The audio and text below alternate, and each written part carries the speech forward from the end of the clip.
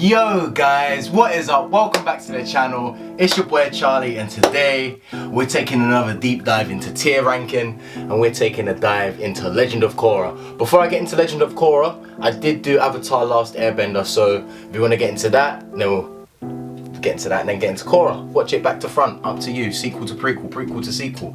There we go, do it Star Wars way. And also I've done, if you're a Rick and Morty fan, I've done a tier ranking of Rick and Morty, but today we're taking a trip back to the Avatar world. We're gonna go and see Korra, we're gonna see Team Avatar, we're gonna have some fun.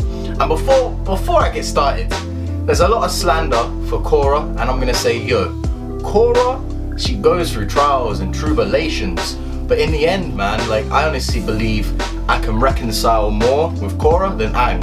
Because Aang is such a happy-go-lucky person opposed to Korra, who the world is against it every time she does something, she wants to go with her own values. And you know what, I'm gonna start with Korra. Korra always wants to go with her own values, and yet she always gets seen by, like, you can't do this, you can't do it. She's just trying to prove a point, and I honestly believe she is the best character, one of the best characters on the show. Where is Korra? Korra, come out for me, please. I'm either blind or I can't see Korra anywhere. Where is she? There she is. There is our queen. There is our queen. She's gonna be put in this category. First of all, let me break down the categories. There's bestest. There's super cool. There's I like you. There's cool, and ain't nobody got time for that.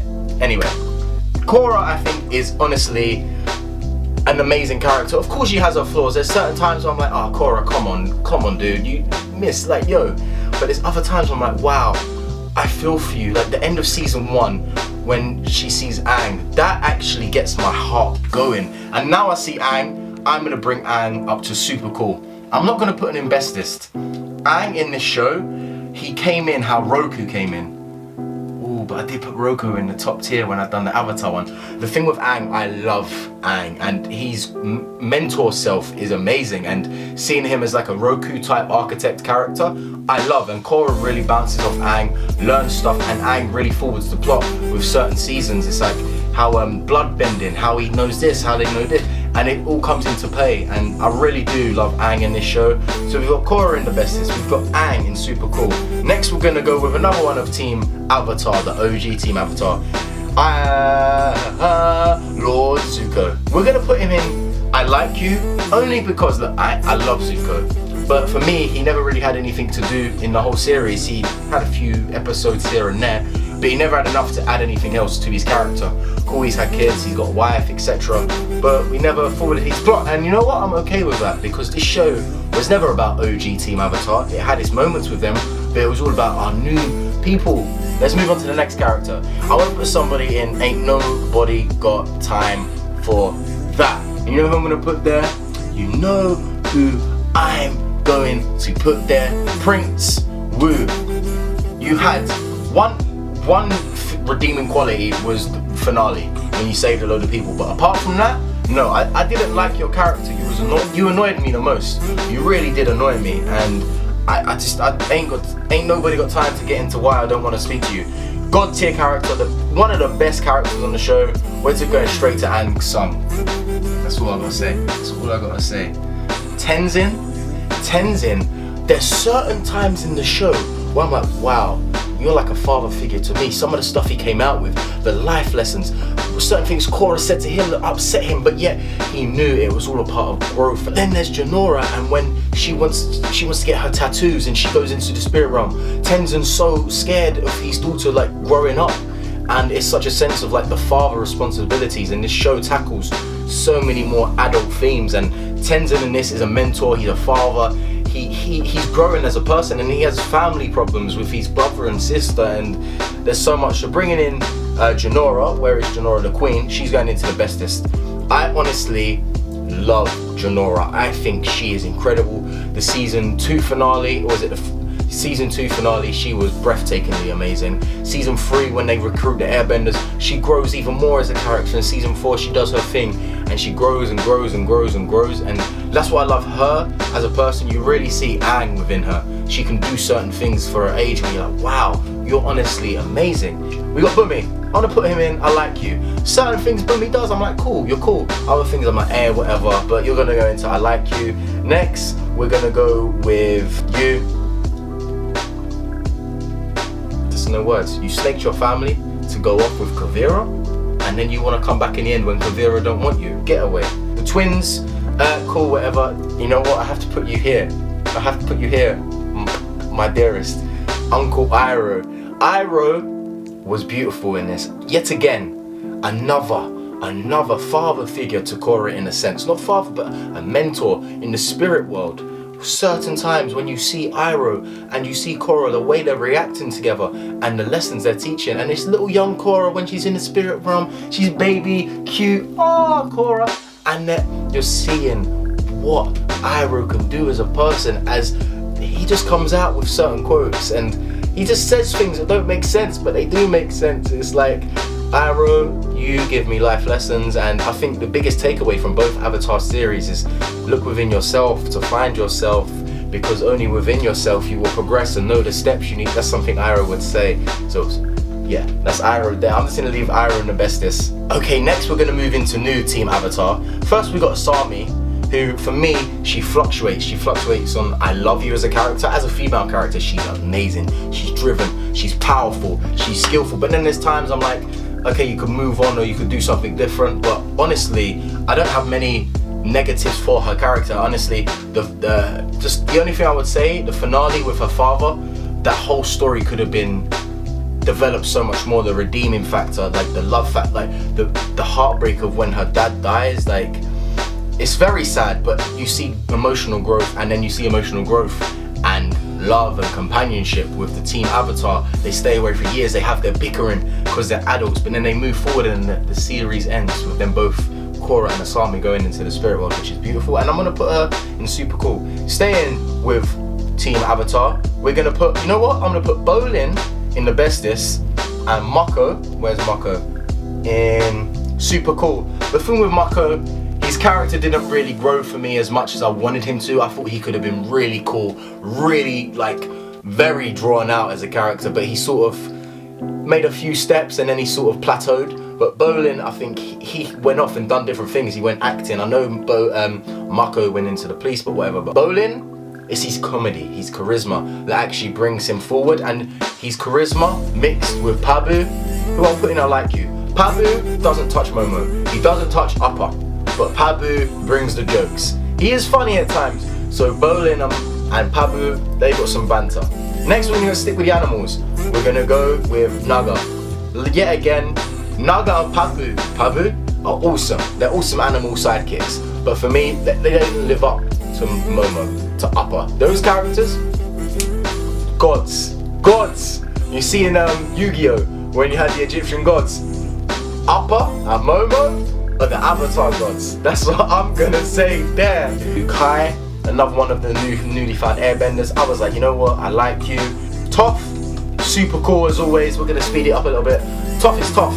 She comes in, she teaches Korra a few lessons, she bashes her around, she does her bits and pieces, and then she retires back to the forest. Because you attack her forest, you're attacking her home. And when Toph does her things, you really see where she's gone as a character. There's a few things I would like to know, why she joined the police, etc. But that's not for this video. Rava, I really like Rava, and you know what, Vaatu. I'm gonna put Vaatu in super cool. Okay, series 2, people give it a lot of hate, but I love the Vaatu and Rava storyline of light and dark spirits, how you became the Avatar, and adding to that, I'm gonna put Avatar 1 in the bestest. For me, Avatar 1, wow. But these three characters, Vaatu, Rava and Avatar 1, that whole episode of learning the backstory of how the Avatar became, going to the different lion turtles, getting different things, beautiful storytelling. Certain things, whatever, but them three, they added so much more mythology and driven story to this whole thing that I love so much, and that's why they're going in super cool and the bestest. Asami's dad, cool. Earth Queen, go away. I'm so happy who I'm gonna put next killed you. Like, I don't promote death, but I'm happy you died at the hands of maybe one of the best villains I've seen on TV animation, Zahir. Zahir, for me, was amazing. His whole mythology, why he done what he did, his ideologies, everything was amazing, and how he wanted the world to change for the better in his eyes. And that's what I think makes the villains, what makes a great villain. He wants the world to be better. but it's in his own sick, twisted fantasy, and that dark, sick, twisted fantasy is what becomes and makes him the villain, because he doesn't know he's doing it out of good or bad. He's just doing it because this is how it should be. This is my self-proclaimed destiny. And adding to that, you got his team. I'm gonna put in cool. When she died at the hands of it's not is it Ling Beifong? Ling Beifong, I'm gonna put in a like you, because you killed her, and that sparks it here to become weightlessness, and he had no earthly attachments, and he flew like this, like not even like an airplane. Man flew amazingly. And no, Ling Beifong is okay. Su Ying Beifong, and now we got Ling Beifong, who I'm gonna put in super cool. Okay, she's super cool because at the start you can see she hates Korra and everything to do with the Avatar. She hates her sister. She doesn't want to go to see her sister. She doesn't want to see her mother. There's so much pent up rage, anger, and memories in her. She's like this. She's tight. But as the series progresses, she loosens up and she becomes attached to Tenzin again and everyone else, and it becomes like a whole family. Of course, better stories could be told, but for me, I think she goes in the super cool. Is it Unalaq? Yeah, we've got Unalaq here. We're gonna put, I'm trying to look at the thing. Yeah, that's Unalaq. Okay, for me, series 2 was the weakest out of the shows, out of the series. I still think it was a very good series and a season altogether. And I think Unalaq, and when he was with Vaatu, I liked the story and the whole mythology. Of course, it could be drawn out more, but as a villain and what he wanted to do, connect the worlds, etc. I'm gonna put you in I like you. Milo, fart bending. That goes there. I like you for fart bending. Sokka, I'm just gonna put in cool, whatever. Sokka had maybe 2 minutes of screen time in this whole series, so there's no need to put him in the best is super cool or I like you. And then we have Judy. Do the thing, Judy! And I will. I'll put you in I like you, only because she grew as a person, and the series 4 arc with trying to get Kuvira to destroy the machine, etc., working as a snake from inside without Marek, who's gonna put Varric, I'm gonna put in I like you as well. Certain things that were amazing about their characters, certain things I didn't, but Judy really stood on her own. So yeah, you've got 2 good characters there and I like you. I'm gonna put one of our dear elders, Katara, in I like you. Yet again, going back to what I said earlier in the video, the OG Avatar gang had a few things to do, but it was never anything amazing, so I'm just gonna put her there, Katara. I have Aman, who I thought was super flipping cool. I thought he was amazing, and his brother, I loved the whole dynamic of the bloodbending, the whole twist when you find out they're related, and Anantak, Noatak, the whole storyline of these brother and how they connected to the past Avatar Aang, and the whole lineage there. It was amazing to see a villain succeed in taking away Korra's bending. It was amazing to see the brotherly bonds and that being broken and rebuilt, and then at the end you see them going off into the ocean, and boom, takes the electric glove, bang, blows up the boat, kills them both, and I'm like, wow, Amon is gone, his brother is gone, and it was so amazing to see that. And them villains were just super cool for me, and I think the best part of Korra may be the villains, because I feel the villains challenge Korra in so many ways where Aang never was challenged, because he only really ever had the Fire Lord. He had a few bounty hunters, mercenaries after him, but it was always Zuko was the villain, and it was never really an overarching villain each season to challenge him. But I feel each villain in each season had a different ideology that went against Korra's methods and reasoning and power for that certain season. And this is where I bring in Kuvira, who I think was amazing again. Kuvira for me, Kuvira was again like the total opposite, but actually the same as, she was like the yin and yang to Korra. Certain things she could do, it was like, yeah, I can do this, and Korra, that was Korra at the start of season 1, I can do everything. Kuvira was like, I can do that, but season 4, Korra is battered, she is emotionally damaged and bruised, but yet she comes out on top. She knows what she can do. But Kuvira, my God, she was a powerhouse. She wouldn't take no for an answer. If she's gonna do something, she's gonna do it hard, she's gonna do it strong. All of that led to her being an excellent villain for the end of season 4 and for the end of the series. Obviously, everyone is entitled to their own opinion. You may hate Kuvira, you may hate Korra as a show, but I honestly think, take away Avatar The Last Airbender as a show and just look at Legend of Korra on its own, as its own body of work, and tell me how many other animated shows or even TV shows compared to the writing of storytelling, fleshing out worlds, building worlds, world building, character building. What compares? I think this list is pretty straightforward. I think a lot of people would agree. Maybe the villains would swap, maybe go lower or higher, I don't know. But yeah, guys, if you enjoyed the video, please Don't forget to like, share, subscribe. I know Korra right now is out in America on Netflix. I'm waiting for it to come to UK Netflix. So UK Netflix, if you're watching, you best be signing them contracts. So that was the tier ranking of Avatar, The Legend of Korra. What a queen, what a bee, what an amazing human person, human being, never said that before. Anyway guys, enough of that, thank you for watching. Please stay healthy, stay happy, stay blessed. I'm taking this trip to the spirit world because I want to go and see Uncle Ira. Anyway, peace.